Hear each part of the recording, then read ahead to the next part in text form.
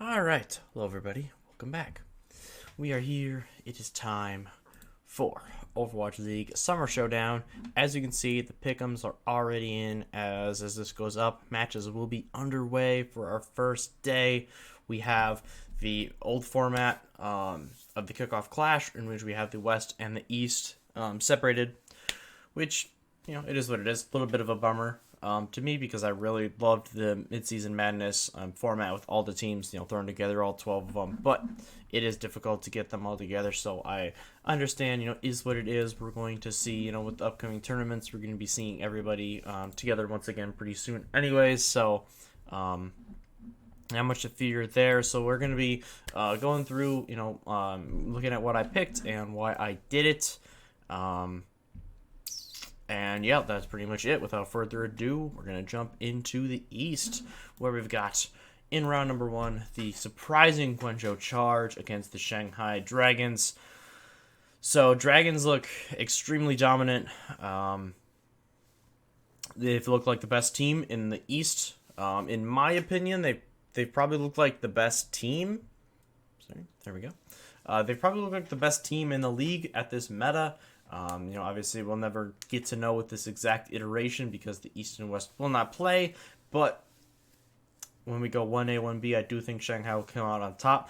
And this isn't anything against the Charge, but Shanghai have just been running through everybody, and I think that they continue to do so. No matter how well, Choi Se-Wan and Jimmy perform, they've been amazing. Jimmy's been great. Nice little redemption story after he kind of.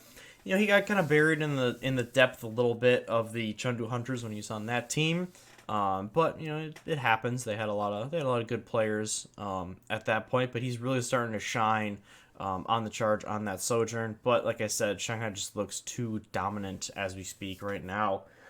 And then you got Philadelphia Fusion, our team that they just barely made it in. Chengdu had just an absolutely tragic collapse, losing their last 3 games to go to 2-4 and get knocked out. Philly sneaking in. That being said, I do think Seoul takes them down right away. Sends them down to that elimination bracket. I think it's pretty close. I said 3-1. Seoul looks like, for me, they look definitively like the second best team out in the East. And then Charge are 3. It really does seem like the seedings are pretty accurate for the team. So I think Philly puts up a little bit of a fight. They've had some nice stretches, but they don't put it together enough for me to pick them over the Dynasty. So moving over to the elimination round 1, I really wanted to pick the Charge. I really like this team. I love the bounce back, after winning 1 match combined in the first 2 stages, to come back and get 4, and this one is awesome. But in the end, I think Philly's just going to be a little bit better, a little more experience, a little bit better on the control maps in particular. I think will be kind of be the swinging point, that / push.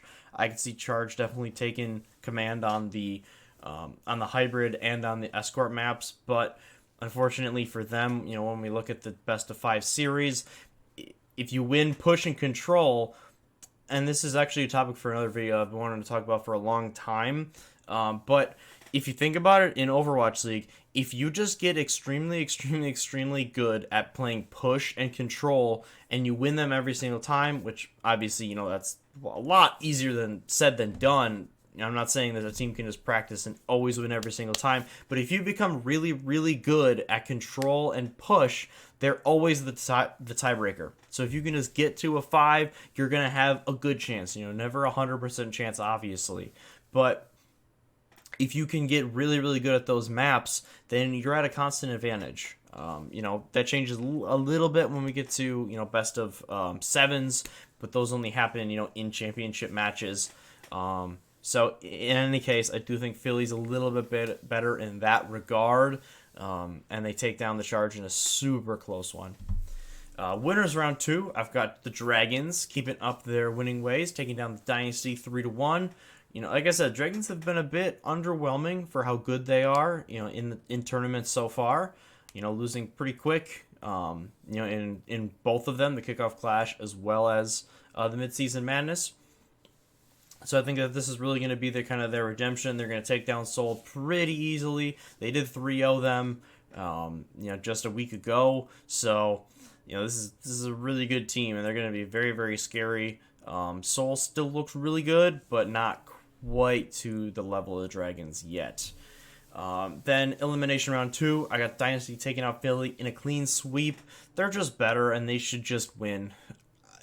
Sometimes it's just that simple. They've been better all season. They've been better in this meta. These are the teams that met for the kickoff clash title. With Seoul taking that one down in 4-0 fashion. And I think that they're going to do similar things here to get themselves into a rematch with the Dragons. And once again, I feel like I always do this, and it almost never ends up like it. But I said 4-3 because, you know what? For the content, I'm hoping. Please, 4-3, super, super close. I still like Shanghai just a little more, though. Seoul's had that clutch factor. They've had that gene in them this season, it feels like. Well, besides the mid-season madness, but we won't talk about that. I just think that Shanghai's a little bit better, and Dynasty's going to make some amazing plays. They have, between Fitz, Stalker, Prophet, they have all the talent you could ever hope for, but so does Shanghai, and they're just a little more comfortable in this meta. So I think in a very close, entertaining finals, it is the Dragons who get their first tournament victory of this season, and start setting themselves up to make a nice run for the overall season championship. Of course, we have one more, the Countdown Cup, so one more monthly tourney, and then after that, we go to playoffs. Crazy. Time has flown.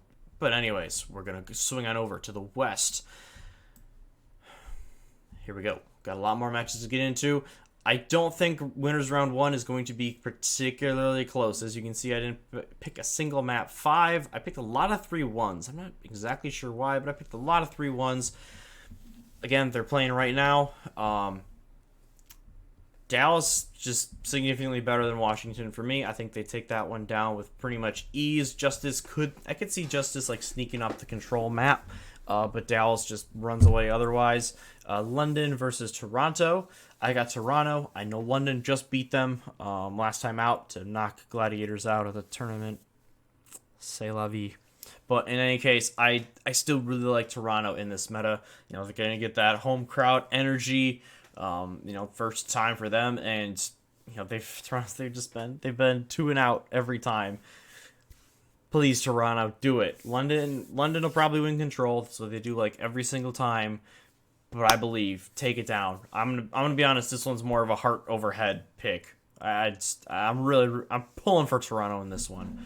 But I do think, when you look at team to team, it's a pretty close matchup, with these two teams being very similar in terms of skill, comfortability in the meta. Overall season records are pretty close. So I think it's down to the wire. Every map is going to be competitive.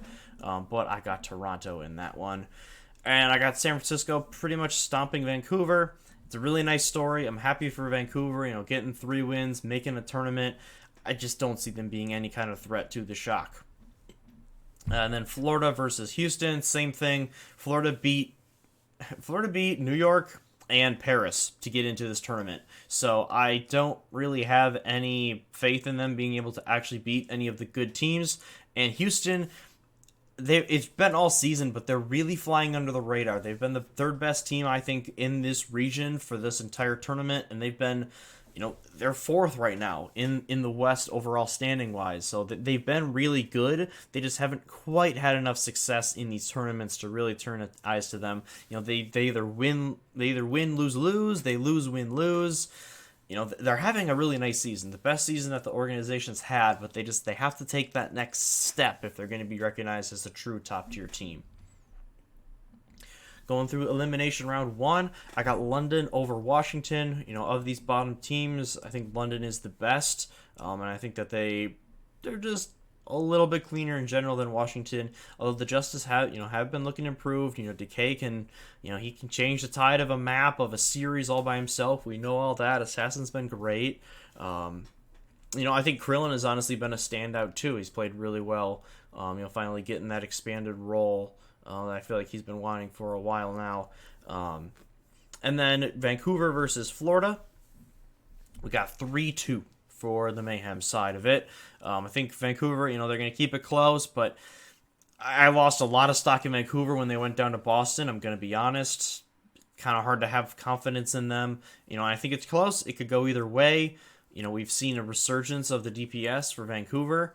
King has been pretty darn good coming in as a rookie. But overall, I think Florida is just a little bit better still. Then we'll go back up to winners round 2, where I've got Dallas and San Francisco winning here. No big surprise. I would really like to pick an upset here, but I think it's still a little bit too much of an ask to have Toronto or Houston take down San Francisco or Dallas at the moment. Dallas and San Francisco have obviously looked like the two best teams this entire stage. And I think that they're destined for a matchup in the winners round 3. Elimination round 2. I've got Houston taking out London. Like I said, I got a lot of faith in Houston. I've always had a bit of a soft spot for this team. I don't really know why. Maybe I really like their color scheme or what, but in any case, always had a little bit of a soft spot for them. So, if there's a team that, I would like to go on a nice run, and kind of upset, obviously, probably 98% of people are going to pick San Francisco or Dallas to win this thing. I think if Toronto or Houston could pull it off, that would be crazy. Obviously, if Vancouver won it all, that would be amazing, but I just don't see it. Houston and Toronto are teams where it's if they put it all together, and they go on this amazing run, and they just start playing really, really, really well together, I could see it. But in any case, I do still think they're a bit better than London. Like I said, a lot of 3-1s. For Toronto and Florida, 3-0. Like I said, I have no faith in Florida. They haven't really shown me anything that has impressed me, during this stage or through most of the year, to be honest. Which sets up Houston versus Toronto, which these two, I'm sure, have got to be the popular dark horse, for everybody, just because, like I said, they're a good combination of, they haven't had real success in tournaments, but they've been really solid all season. They've won a lot of matches. So, in the winners round 3, I've got Dallas repeating their score line from last week, taking down San Francisco 3-1. They look a little bit cleaner right now. Doha, Sparkle, you can make a case that either one of them is the best Genji in the league. And, while I think that San Francisco has some ways to stop them, I think that Kilo's had he's had a little bit of a rough stage.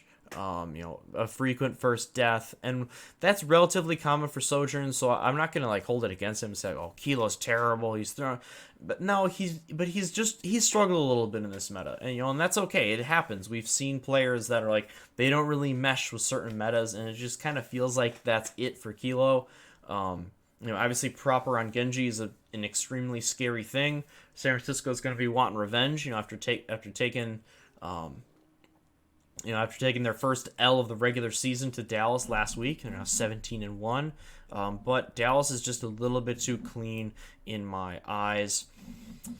Bringing us to a Houston-Toronto matchup. Again, I think I picked Houston to win all their matchups 3-1. Houston of all, I know they're a bit of maybe it's because they're a bit of a meme team.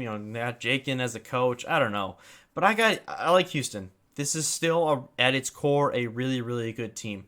Dante has been amazing on the Junker Queen. I know that it's been a little mixed. I've seen some people that are pretty critical of him, and I don't see it. I think he's played really, really well, and they have all the pieces around him, to really succeed. Pelican seems, reinvigorated, after a lot of people were kind of worried about where his mental, state was after Picky was traded.